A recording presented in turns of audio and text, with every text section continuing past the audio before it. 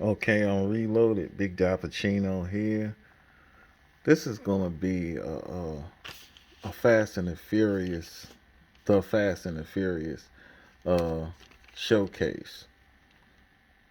But before I go on to that, I just want to acknowledge, even though I'm known for a couple of days, well, I'm known for a few days, more than a couple, of the passing of Soul from Soul's diecast Odyssey, and even though I didn't have too much interaction with him, other than him replying to things on my channel, and I'm replying to him stuff on his channel. He did send me two Corvettes. Like I think this was like maybe close to 6 months ago.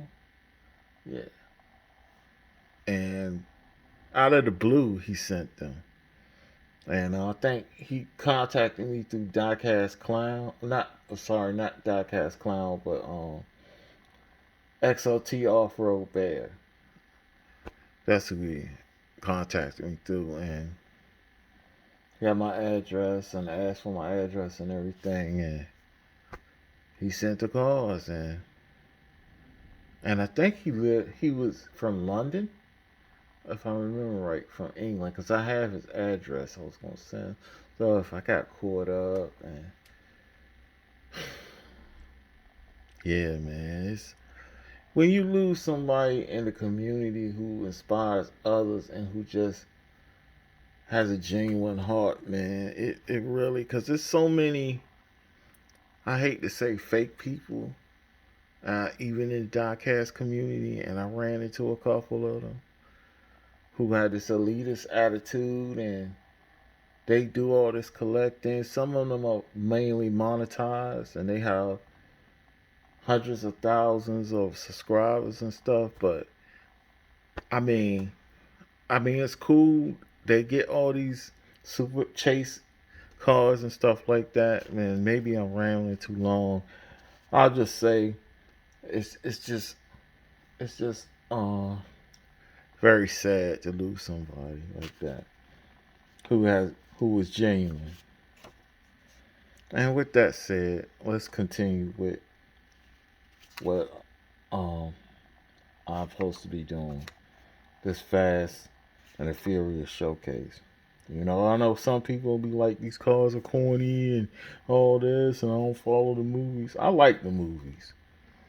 They got a little, how can I say, cartoonish after the fourth movie, and I didn't rush out and go see the last movie. I waited for it to come on premium streaming services, but I enjoyed it.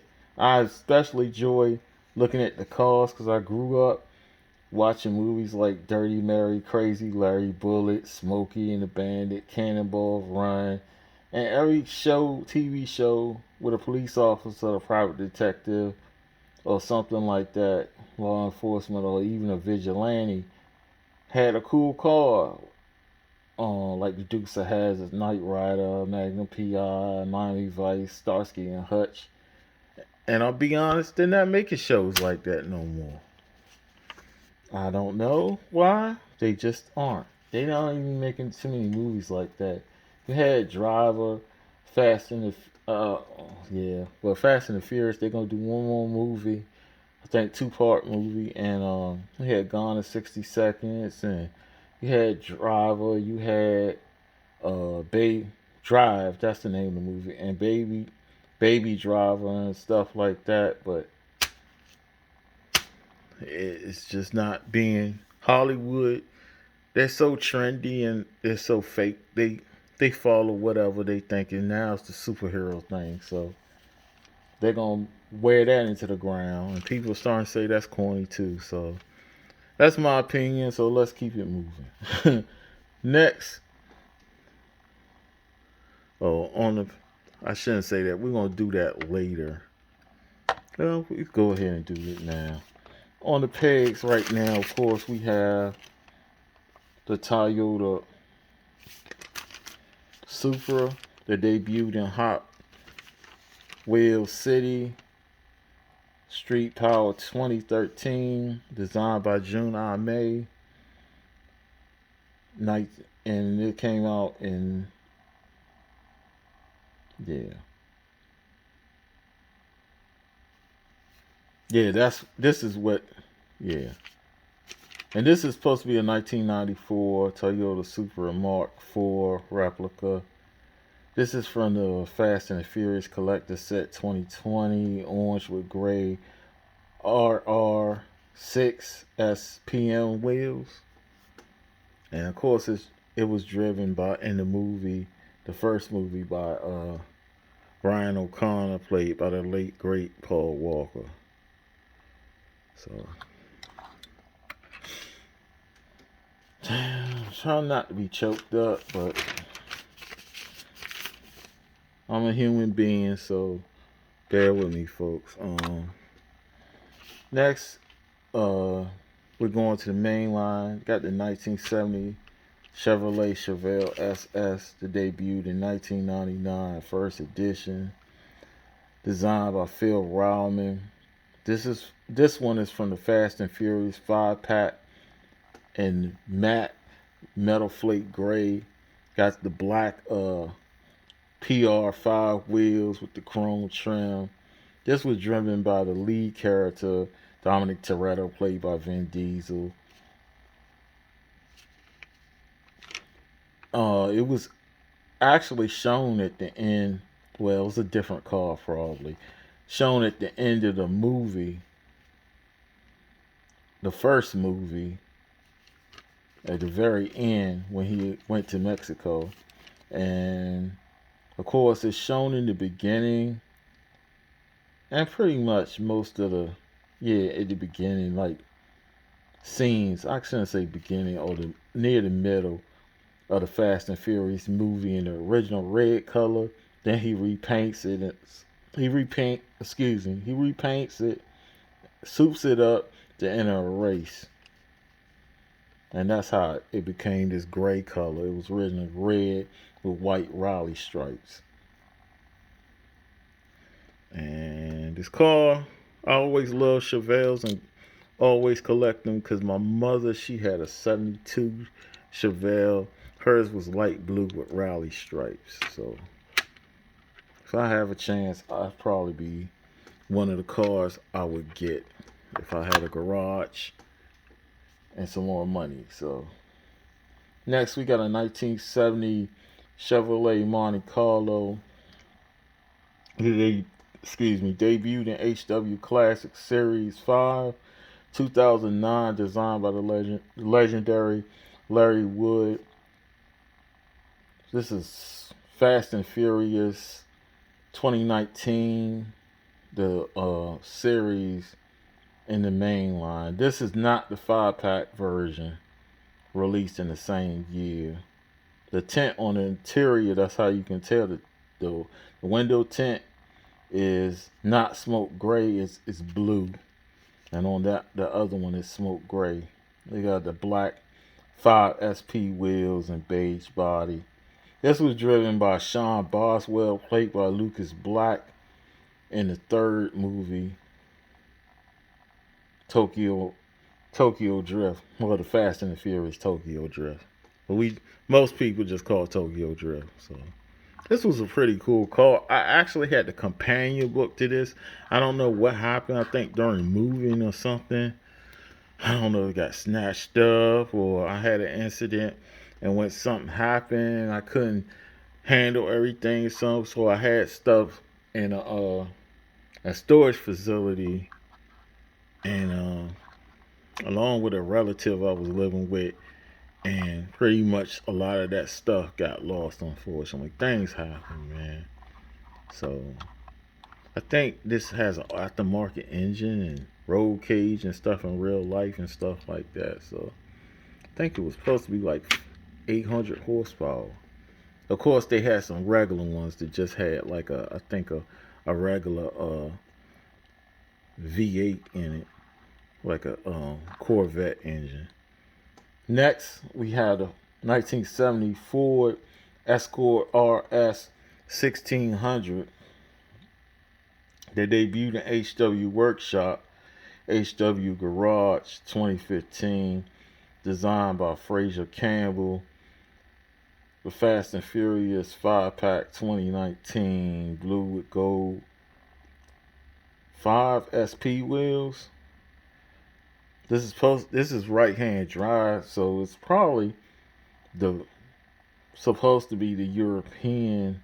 Well, it is essentially a replica of the Euro spec version that was popular in Great Britain, Australia, and Canada.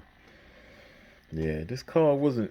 I don't know. It wasn't that popular in the States. People had them, but I think it was mainly like a West Coast thing.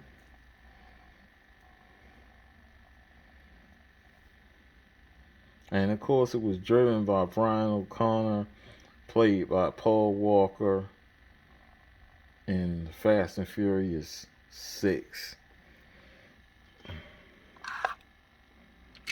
Now you see, I got my movies out. Got the first movie. In fact, this is the this is a different edition. It came with the I think it come with the prelude. I think to the next movie, and this is the Fast and the Furious Tokyo Drift. I just got them there just for ambiance. But let's go on. Let's move on. Let's knock out. Next, we got the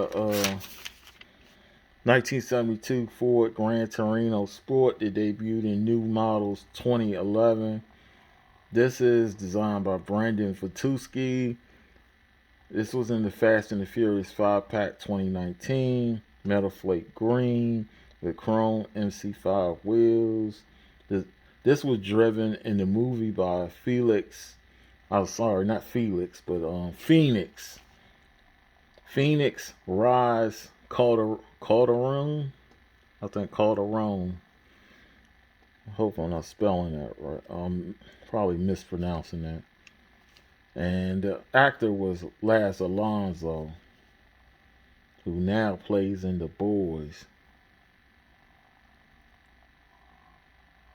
He was one of, I guess, this Mexican drug dealer named Arturo Braga's henchman, well, his right hand man, to be honest. It's a good looking car, similar to the one that was used in the actual movie Gran Torino, the same model.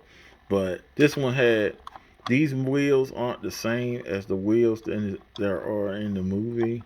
Kind of like Martin, they kind of like had like a pro touring style with the I think they were like maybe 20-inch rims, or either 19s or something like that, or 18s. I don't know. Look, but and back in the day, this joint had like 15s or 16s or 17s on them. Probably 15s and 16s in the 70s, but people went up to 17s in the 80s. It's the last one from the Mainline. We got the Nissan 350Z that debuted in 2006, first editions, designed by Alec Tam. This is from the Fast and the Furious 5 pack 2021. It's metal flake gray with black PR5 wheels with chrome trim. And in the movie, this was in Tokyo Drift and was driven by Takashi, who was I want to say he was you might as well say he was like the antagonist or main villain in the movie. He was known as DK, which stands for Drift King. That wasn't really his name, more like a title or. And this is supposed to be, well, the casting is supposed to be a 2006 model with a top secret Super G-Force wide body kit.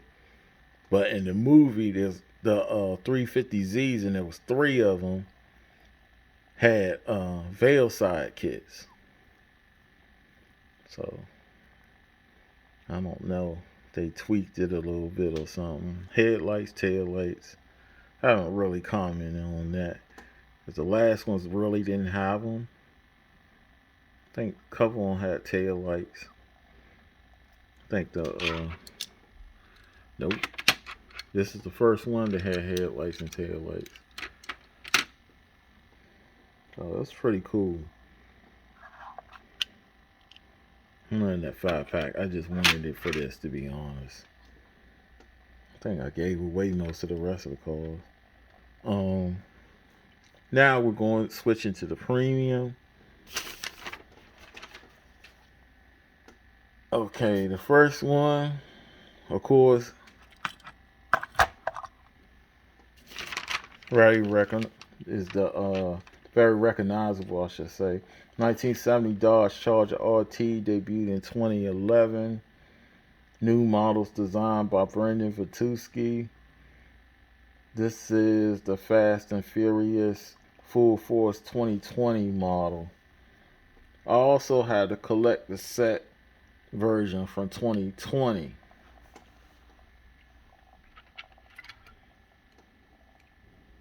That's this, I'm sorry. And this is from the first movie. And you can see the difference in the spoiler.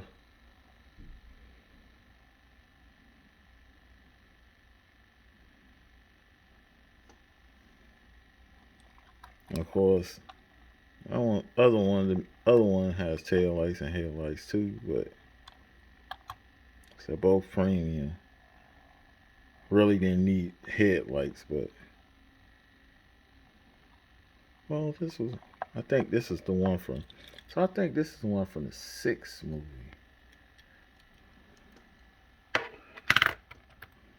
This is the one from the first movie. I can't find any information on it. In fact, I got this one from Rudy Moons through a gift box. And I don't know if this was promotion only or at a store or something like that, exclusive, but can't find any information on that other one with the original look from the first movie. Next, we got the Mazda RX-7 that debuted in Then and Now 2017, designed by Jun May. This is the version from Fast and Furious Original Fast. It's not saying. I think I forgot what it is. I think that was 2019. I think that was 2019 when Original Fast came out. Of course, this is driven by Dominic Toretto in the movie. This first car we see him drive. And after the first movie, we never see it again. And it's modeled after 1995 Mazda RX-7. And I always liked it because it had the exposed headlights.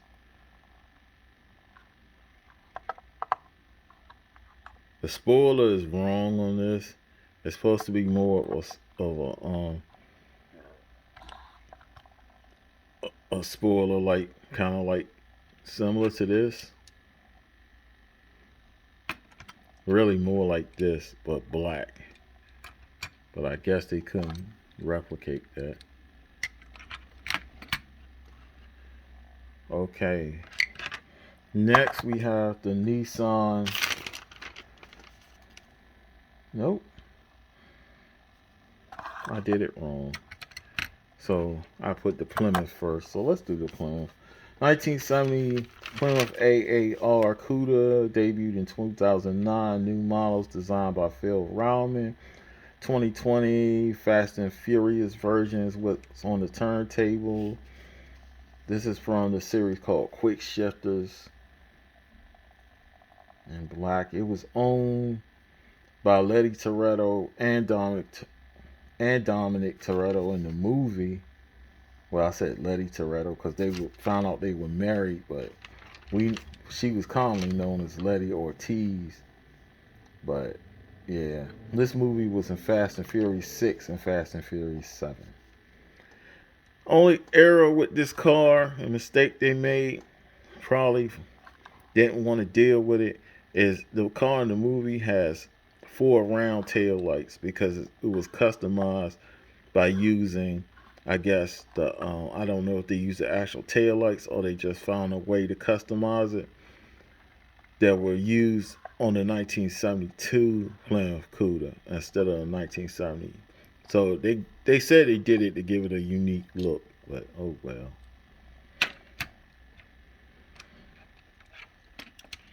Next we have the Nissan S15. Well, it's a Sylvia S15 Spec S from 2001. This casting debuted in Fast and the Furious Fast Imports 2019. So, oh, I'm wrong. It debuted actually in Replica Entertainment Forza Motorsport 2018. It was designed by Mark Jones and Jimmy Liu. This version is, of course, the Fast and the Furious Fast Imports 2019 version, blue with the orange stripes on the side, white trim, white and silver trim. Of course, this was owned by Han Lu, but it was driven and nearly destroyed by Sean Boswell character in Tokyo Drift, the third movie.